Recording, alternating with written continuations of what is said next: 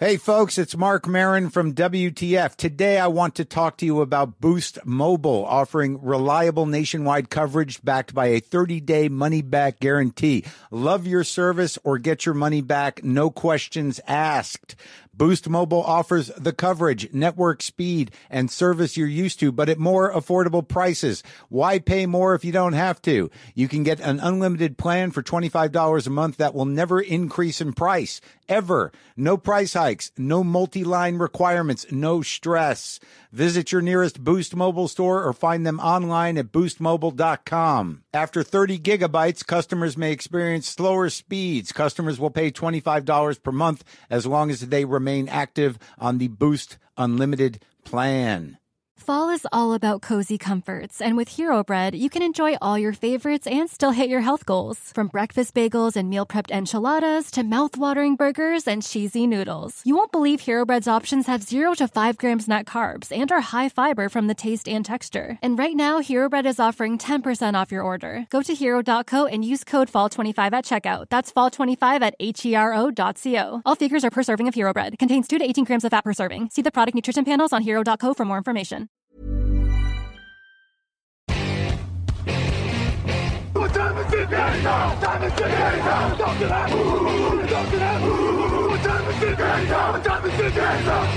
Et bonjour à tous, bienvenue pour un nouvel épisode podcast de Touchdown Actu. Pas de pastille, vous avez eu ce matin évidemment votre pastille quotidienne, vous aurez demain une nouvelle pastille, mais c'est un épisode un peu spécial, fait un peu à la dernière minute, parce qu'on a un échange qui peut potentiellement devenir un des échanges les plus mémorables de ces dernières années en NFL. Micah Parsons est un Packers de Green Bay. Et pour en parler, j'ai avec moi Raphaël. Salut Raphaël. Salut Victor, bonjour à toutes et à tous. Et oui, quel coup de tonnerre cette nuit, clairement. Et oui, on a une pensée émue pour notre collègue Marco qui a fait un article très détaillé sur les tenants et les aboutissants de la situation Parsons. Et 3 minutes plus tard, Micah Parsons était échangé. Alors, je vais vous donner un peu les tenants et les aboutissants justement de cet échange. Donc, Micah Parsons part aux Green Bay Packers. Les Cowboys reçoivent en échange 2 premiers tours de draft, donc 2026 et 2027. Ils reçoivent également le defensive tackle Kenny Clark. Et Micah Parsons, évidemment, n'arrive pas en fin de contrat aux Packers. Ils avaient négocié. Ils signent un contrat énorme de 4 ans pour 188 millions de dollars, dont 136 garantis.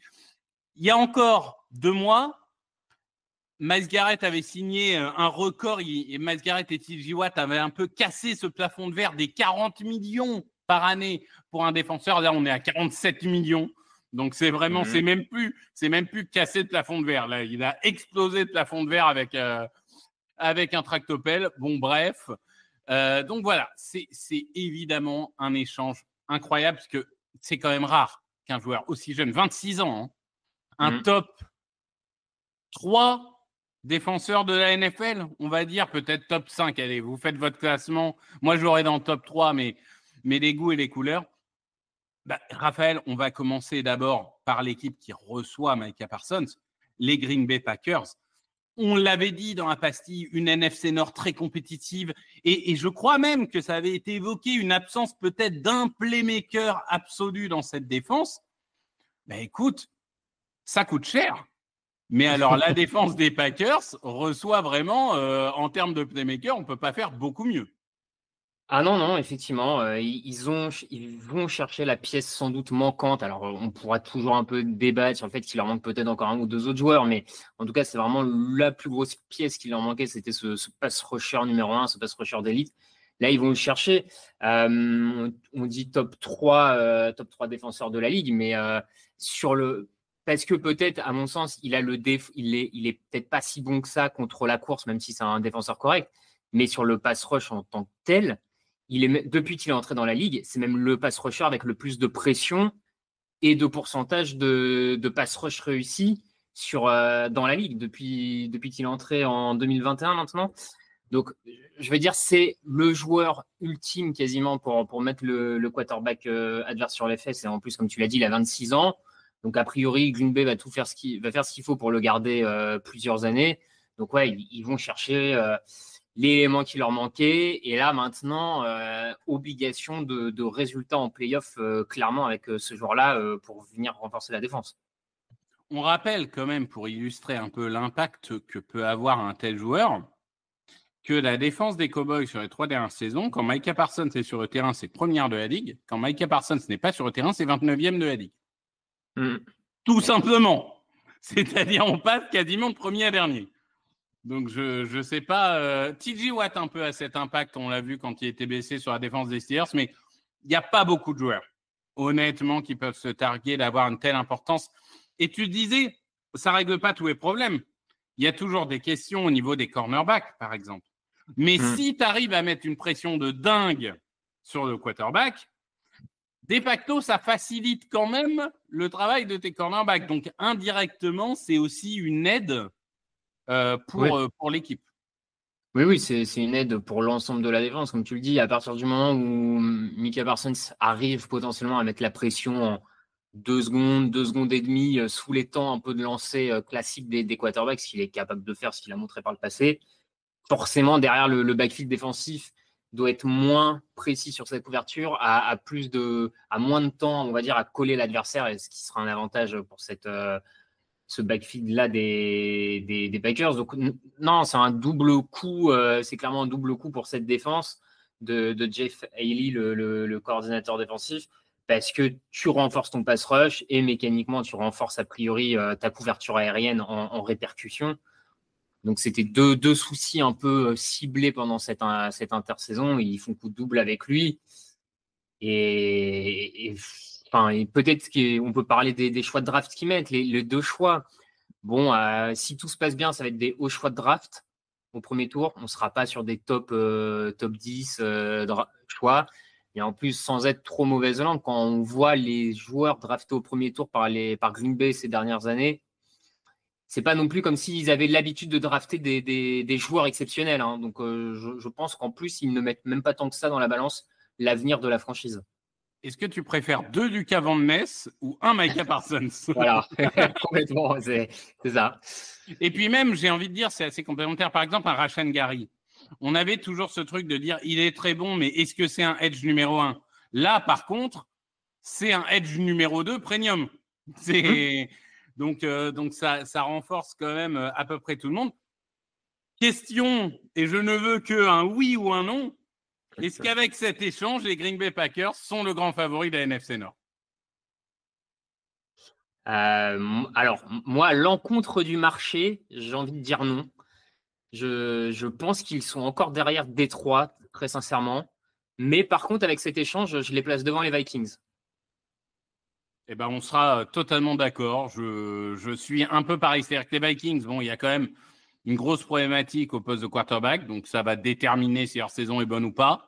Même si à côté de ça, il y a un top 5 évidemment effectif. Hein. N'oubliez pas le Power Ranking, 1er septembre en live. Si vous voulez voir ce que… je crois que c'est Lucas, Greg et moi, si je ne dis pas de bêtises. Donc, vous verrez si on met les Vikings ou les Packers devant. Mais ça va être un beau débat. Je suis d'accord avec toi. Pour moi, c'est numéro 2. Par contre, Vegas commence à dire qu'ils sont devant les Lions. Bon, alors on sait que les Lions, ce problème, c'est que semaine 5, la moitié d'effectifs est blessée. Donc, c'est sûr que ça joue. Hein. Mais sur le papier, aujourd'hui, ils sont quand même un tout petit peu en dessous. Je pense qu'on peut le dire sans prendre de risques. Bon, alors, on a parlé des Packers. On a dit que c'était très bien, etc., etc. Les Cowboys. Il est là, le Cowboys. Alors, les Dallas Cowboys, très bon documentaire d'ailleurs, n'hésitez pas, qui est sorti il n'y a pas longtemps sur les Cowboys des années 90, n'hésitez pas à aller le voir. Les Cowboys avaient un gros problème de défense de course. C'est d'ailleurs ce que Jerry Jones a rappelé dans son interview. Et il a dit, c'est pour ça qu'on voulait un pro bowler défensif tackle. Sauf qu'il a pris un pro bowler défensif tackle qui est un pur pass rusher et qui a des difficultés contre la course. Donc, on n'a pas réglé le problème de la défense de la course. On s'est créé un nouveau problème avec l'absence de pass rush. On a éventuellement 2 premiers tours, mais enfin bon, ce que Jerry Jones a dit dans son interview, si ça se trouve, on aura un Micah Parsons. Oui, mais si ça se trouve, tu as 2 Laquan Treadwell aussi. Donc bon, je veux bien, mais voilà, ou 2 Jalen Reagor, si on veut se faire mal.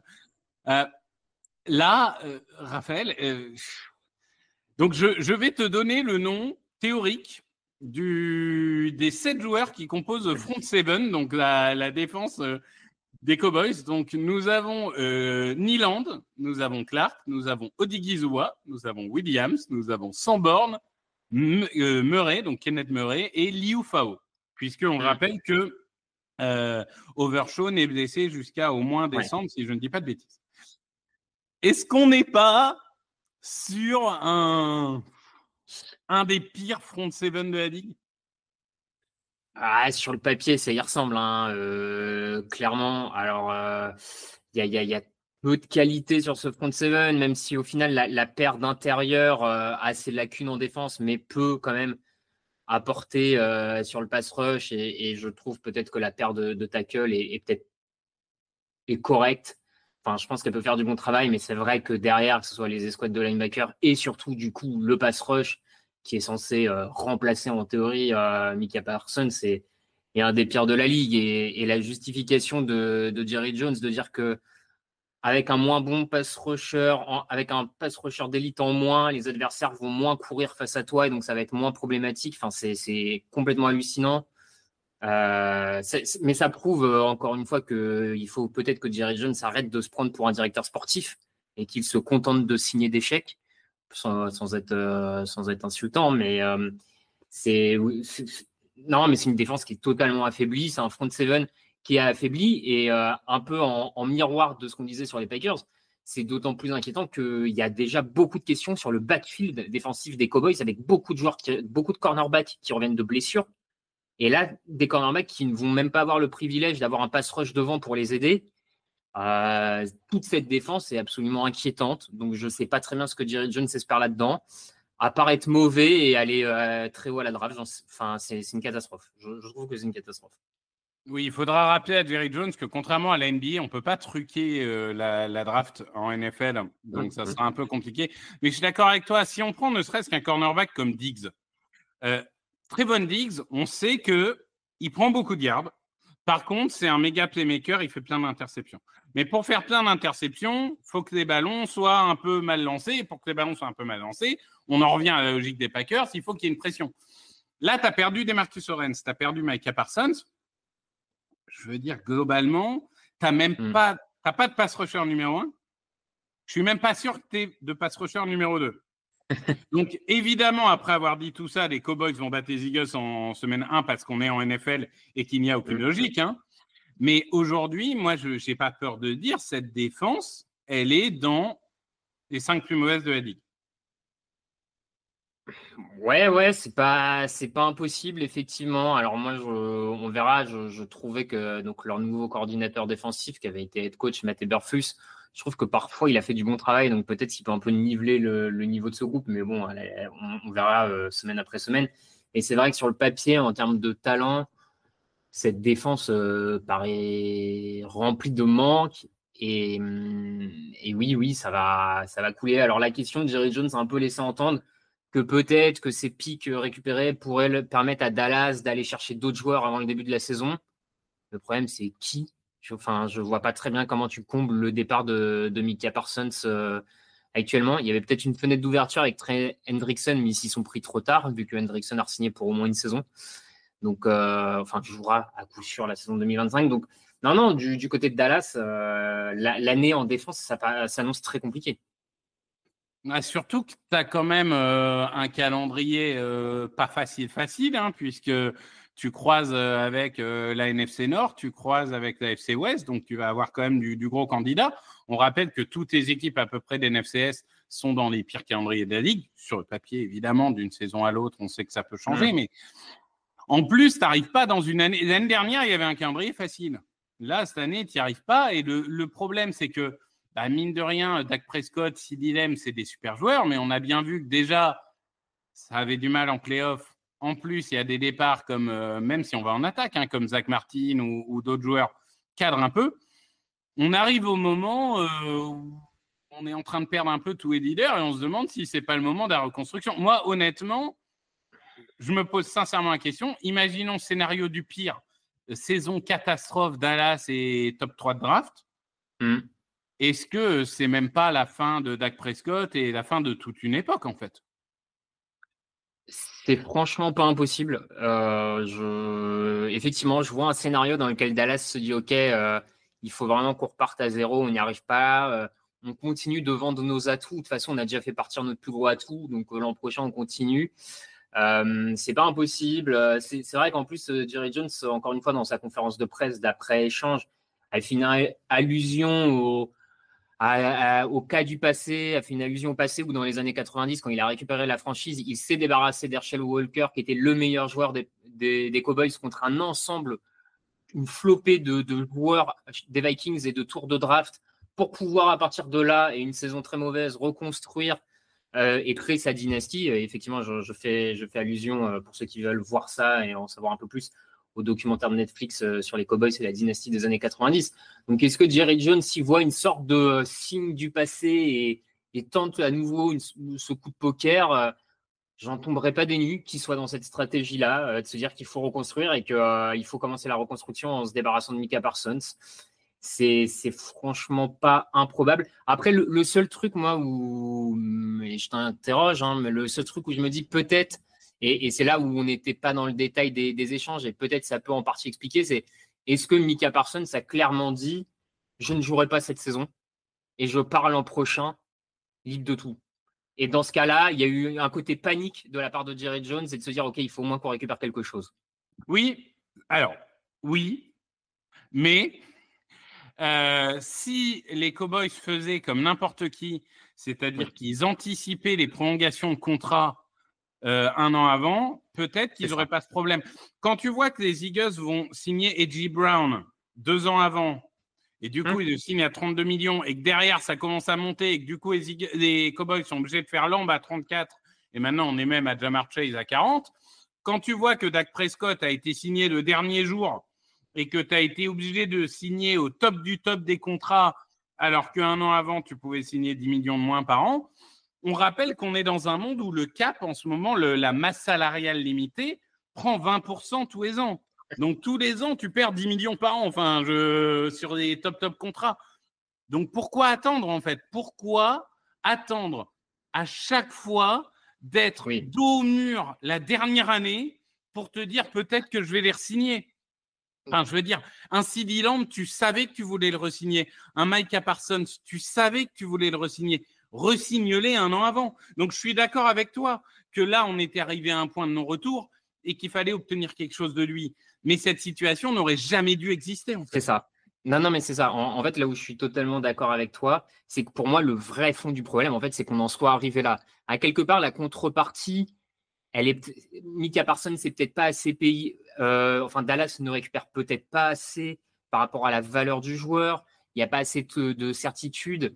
Mais je pense qu'en fait, on était tellement arrivé à une impasse qu'en fait, du côté des Cowboys, c'était un mouvement panique et c'était il faut qu'on récupère ce qu'on peut avant qu'ils partent. Donc voilà. Mais comme tu dis, le fond du problème, en fait, c'est celui d'en être arrivé là. Et Micah Parsons, même moi, je vais plus loin. Au bout de 2 saisons, quand tu vois le talent qu'il avait, ils auraient dû lui proposer 6 ans de contrat et avec des clauses pour le revoir X années. Ça, après, c'est des détails d'agent, de machin. Mais c'est une folie totale que Micah Parsons n'était pas signé à la fin de sa 4e année et il le paye là. Et tu as raison. Et en fait, le vrai souci, il est là. Il est sur ce point-là et même pas tant, à mon sens, sur la contrepartie. Oui, sachant qu'en plus, mais ça, c'est un peu la faute du cibier, c'était rajouté le fait qu'ils avaient désigné Micah Parsons comme defensive end et pas comme outside linebacker. Du coup, en plus, sa 5e année, il perdait d'argent par rapport à ce qu'il aurait pu gagner. Bref, il y a beaucoup de choses qui ont été mal faites. Bon, je pense qu'on a un peu fait le tour.